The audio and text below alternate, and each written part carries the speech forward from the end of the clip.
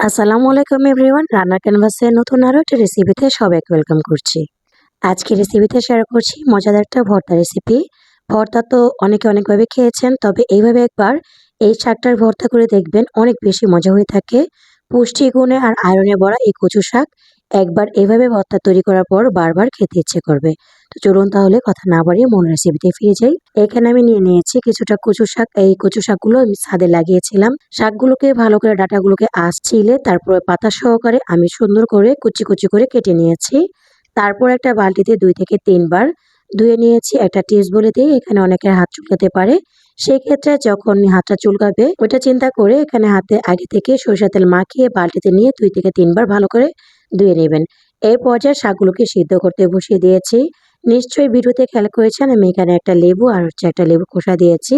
এটা দিয়ে শাকটাকে সিদ্ধ করব, এতে করে কিন্তু শাক খাওয়ার সময় আর গলা কিন্তু ধরবে না। এভাবে করে আমি প্রায় 5 মিনিটের মতো এই শাকটাকে ভালো করে সিদ্ধ করে নিয়েছি।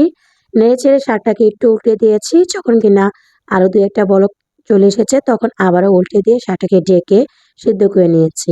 তো শাকটা সিদ্ধ হয়েছে কিনা একটু ডাঁটিটা চেক করে নিয়েছি। একদম পারফেক্ট সিদ্ধ হয়ে গিয়েছে। এখন আমি এটাকে একটা চালনিতে ছেঁকে নিব। ছেঁকে শাকের যে এক্সট্রা পানিটা আছে ওটা ফেলে দেব। এখন চলে গেলাম শাকটা রান্না করার জন্য। এই শাকটাতে একটু তেলের পরিমাণটা বেশি লাগে, এজন্য আমি এখানে 1/2 কাপের মতো সয়াবিন তেল দিয়ে নিয়েছি। আর তেলটা যখন গরম হয়েছে এই পর্যায়ে 3 টা বড় সাইজের রসুন কুচি দিয়েছি, আর এখানে দিয়ে দিয়েছি 3 টা মাঝারি সাইজের পেঁয়াজ কুচি। এই পর্যায়ে পেঁয়াজ আর রসুনটাকে ভালো করে বাদামি কালার করে ভেজে নিয়েছি। আর দিয়ে দিয়েছি আগে থেকে ধুয়ে কুটে রাখা চিংড়ি মাছ। এখানে আমি ছোট চিংড়িটা ব্যবহার করেছি, চাইলে কিন্তু বড় চিংড়িটা দেওয়া যেতে পারে। তো এখন দিয়ে দিয়েছি বেশি করে পরিমাণে রসুন, যাতে করে গলাটা না ধরে। এখানে আমি 5 টেবিল চামচ পরিমাণ রসুন দিয়েছি। এখানে কোনো প্রকার আদা বাটা দিইনি, শুধুমাত্র রসুন বাটা দিয়ে রান্না করতে হবে। তারপর ভালোভাবে 2 থেকে 3 মিনিটের মতো তেলের সাথে রসুনটাকে ভাজা ভাজা করবেন, এতে করে রসুনের কোনো এক্সট্রা কাঁচা গন্ধ আসবে না। এই পর্যায়ে একে একে বাকি সব উপকরণ দিয়ে দিচ্ছি। দিয়ে দিলাম এখানে আ পরিমাণ মতো লবণ, ধনিয়া গুঁড়া, তারপর সামান্য পরিমাণে হলুদের গুঁড়া, সামান্য পরিমাণে মরিচের গুঁড়া।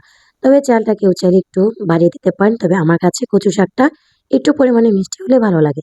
সামান্য একটু পানি দিয়ে ভালো করে কষিয়ে নিয়েছি। রসুনটা ভালোভাবে কষানো না হলে শাকের থেকে কিন্তু রসুনের কাঁচা স্মেলটা আসবে। এই দিকটা অবশ্যই লক্ষ্য রাখবেন।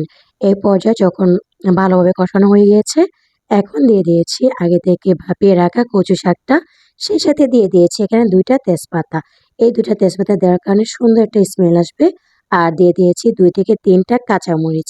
তারপরে এই শাকটাকে হাতের সাহায্যে কিছুক্ষণ এরকম নেড়ে-চেড়ে শাকটাকে পানিটা শুকিয়ে নিতে হবে। আর এই শাকটা কিন্তু নাড়াচাড়ার মধ্যেই রাখতে হবে। তা না হলে কিন্তু শাকটা নিচের দিকে ধরে গেলে পোড়া লেগে যেতে পারে। ঠিক এইভাবে করে দেখেন আমি কিন্তু অনবরত নেড়ে-চেড়ে শাকটাকে রান্না করে নিচ্ছি। আমি যদি সম্পূর্ণ নাড়াচাড়া ভিডিওটা দিতে চাই, সেক্ষেত্রে কিন্তু এই ভিডিওটা লং হয়ে যাবে। এইভাবে করে যখন শুকিয়ে আসছে আর কড়াইর গা থেকে নিজে নিজে উঠে আসছে, সেই পর্যায়ে শাকটাকে আমি তুলে নিয়েছি। এই তো দেখেন কতটা সুন্দর হয়েছে। এই শাকটা দিয়ে কিন্তু অনায়াসে 1 প্লেট গরম গরম ভাত খাওয়া যাবে। সাথে 1 টুকরো লেবু হলে তো কথাই নেই। আশা করছি আজকের রেসিপিটা সহজ লেগেছে। আজকের রেসিপি ভালো লাগলে ভিডিওতে লাইক দিয়ে চ্যানেলটি সাবস্ক্রাইব করে অনুরোধ জানাচ্ছি। আজ তবে এখানেই বিদায় নিচ্ছি। ভালো থাকবেন সবাই, সুস্থ থাকবেন। আল্লাহ হাফেজ। আসসালামু আলাইকুম।